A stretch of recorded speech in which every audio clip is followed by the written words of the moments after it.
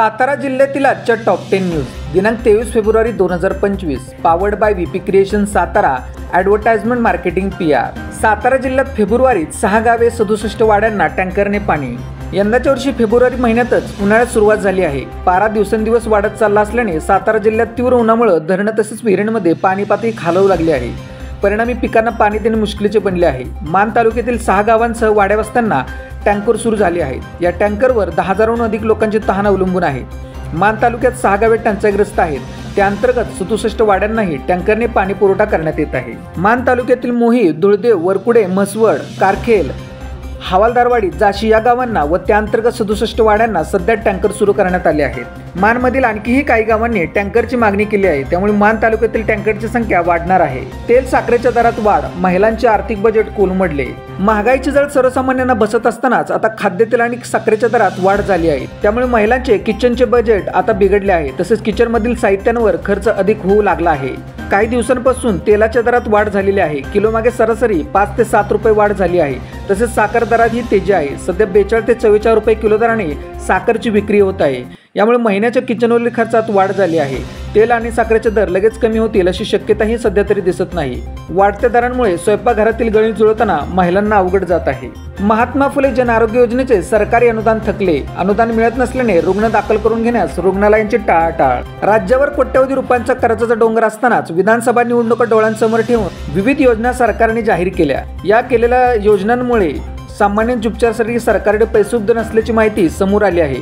महात्मा ज्योतिराव फुले जन आरोग्य योजनेचे सरकार कोट्यवधी रुपयाचे अनुदान थकले आहे। त्यामुळे जिल्ह्यातील रुग्णालयाने रुग्णांना दाखल करून घेण्यास टाळाटाळ करण्यास सुरुवात केली आहे। त्यामुळे ही योजनाच धोक्यात आली आहे। पवई नाका परिसरातून दुचाकीची चोरी। साताऱ्यातील सिव्हिल रस्त्यावरील रामकृष्ण कॉलनीतील महाजन आर्थिक केअर जवळ असलेल्या कराड अर्बन बँकेजवळून 35,000 रुपयांची दुचाकी चोरीला गेल्याची फिर्याद डॉक्टर हर्षद रामदास निकम वय 34 राहणार यादव गोपाळपेठ समर्थ मंदिर सातारा यांनी सातारा शहर पोलीस ठाण्यात दिली आहे। तालीम संघ परिसरातून दुचाकीची चोरी। सातारा येथील तालीम संघ मैदाना संघासमोर असलेल्या समाज मंदिराजवळ रस्त्यालगत लावलेली दुचाकी अज्ञात चोरट्याने चोरून नेली आहे। याबाबत सातारा शहर पोलीस ठाण्यात रशीद मोहम्मद शेख वय 67 राहणार शनिवारपेठ सातारा यांनी तक्रार दिली आहे। दुचाकी चोरट्यांना जरब बसवण्याची नागरिकांची मागणी। सातारा शहर परिसरात जिल्ह्यात ठिकठिकाणी दुचाकी चोरीच्या घटना वाढू लागल्या आहेत। चोरटे पार्किंग केलेली दुचाकी दिवसाढवळ्या लंपास करत आहेत। या प्रकरणी पोलिसांनी जरब बसवण्याची मागणी नागरिकांच्याकडून होत आहे। नेहमी गजबजलेला पवई नाका, राजवाडा, मध्यवर्ती बसस्थानक, गोडोली नाका, विसावा नाका तसेच उपनगरातून दुचाकी सरास चोरी होऊ लागली आहे। हेच लोण आता ग्रामीण भागातही पोहोचले आहे। त्यामुळे या दुचाकी चोरट्यांना पोलिसांनी हिसका दाखवा आणि ही दुचाकी चोरी थांबवावी अशी मागणी नागरिकांच्याकडून होत आहे। उंडाळे तालुका कराड येथे चोरट्यांनी किराणा मालाचे दुकान फोडले। उंडाळे तालुका कराड येथील मुख्य क्रांती चौकातील किराणा मालाचे दुकान चोरट्यांनी फोडले। यामध्ये सुमारे 30,000 रुपयांचा मुद्देमाल त्यांनी चोरून नेला। उंडाळे पोलिसांच्या दुर्लक्षामुळे चोरट्यांचे फावले असून जिल्हा पोलीस प्रमुखांसह वरिष्ठांनी लक्ष घालून परिसरात पोलिसांचा बंदोबस्त वाढवावा। उंडाळे पोलीस आउट पोस्टमध्ये कायमस्वरूपी पोलीस कार्यरत करावा यासाठी लक्ष घालावे अशी मागणी जनतेतून होत आहे। वाई ग्रामीण रुग्णालयाचा कारभार एकाच डॉक्टरवर, रुग्णांचे होत आहेत हाल। जिल्हा आरोग्य अधिकाऱ्यांनी लक्ष घालण्याची मागणी। वाई ग्रामीण रुग्णालयात सध्या भोंगळ कारभार सुरू असल्याचे चित्र आहे। या ठिकाणी वैद्यकीय अधिकाऱ्यांची 4 पदे मंजूर असताना केवळ एकच डॉक्टर कार्यरत आहेत। त्यामुळे रुग्णांचे हाल होत आहेत। एकच डॉक्टर असल्याने नागरिकांना तासनतास रांगेत बसावे लागते।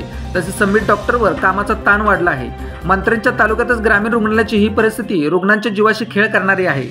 याकडे नामदार मकरंद पाटील आणि जिल्हा आरोग्य अधिकारी डॉक्टर महेश खलिपे यांनी लक्ष घालावे अशी मागणी नागरिकांच्याकडून होत आहे। या रुग्णालयात वैद्यकीय अधीक्षक 1 व वर्ग 2 चे वैद्यकीय अधिकारी 3 असे एकूण 4 डॉक्टर ग्रामीण रुग्णालयासाठी मंजूर आहेत। मात्र त्यातील एकच डॉक्टर कार्यरत असून 3 पदे रिक्त आहेत। जे डॉक्टर कार्यरत आहेत तेही पुढील 15 दिवसानंतर औरंगाबाद येथे जाणार आहेत। त्यामुळे पुढील काही दिवसात डॉक्टर विनाच रुग्णालय चालवण्याची वेळ येते की काय अशी भीती नागरिकांच्याकडून व्यक्त होत आहे। त्यामुळे डॉक्टरांची रिक्त पदे लवकरात लवकर भरावी अशी मागणी नागरिकांच्याकडून होत आहे। कोरेगावात वृद्धाला लुटले, लाखोंचे सोने केले लंपास। कोरेगाव येथील भगवा चौकात बर्गे डेअरी समोर सिमेंटच्या बाकड्यावर बसलेल्या तुकाराम राजाराम हिरेकर व 81 राहणार सुभाषनगर यांची 1,10,000 रुपयांची सोनचाकडी आणि रोख रक्कम 3 चोरट्यांनी गुरुवारी सायंकाळी 6:30 वाजण्याच्या सुमारास हिसकावून नेली। याबाबत अहिरेकर यांनी कोरेगाव पोलीस ठाण्यात फिर्याद दिली आहे। रहमतपूर येथे विजेच्या लपंडावाने शेतकरी त्रस्त। रहमतपूर येथील कृषी पंपांसाठी मिळणारी वीज वारंवार खंडित होत आहे। त्यामुळे पिकांना पाणी देणे शेतकऱ्यांना अवघड झाले आहे। व्होल्टेज कमी जास्त होत असल्याने कृषी पंपाचे मोठे नुकसान होत असल्याने शेतकऱ्यांना मोठा आर्थिक फटका सहन करावा लागत आहे। वारंवार खंडित होणाऱ्या विजेमुळे शेतकरी त्रस्त झाले असून या विरोधात त्यांनी महावितरणच्या कार्यालयाला टाळे ठोकण्याचा इशारा दिला आहे। महावितरणकडून शेतीला 8 तास वीज पुरवठा केला जातो, यामध्ये 3 दिवसा आणि रात्री वीज दिली जाते, तरीही ती खंडित होत आहे। अशाच बातम्यांसाठी जिल्हा साताराच्या सर्व सोशल मीडिया प्लॅटफॉर्मला फॉलो करा। व्हिडिओ आवडल्यास व्हिडिओ लाईक, कमेंट आणि शेअर करा।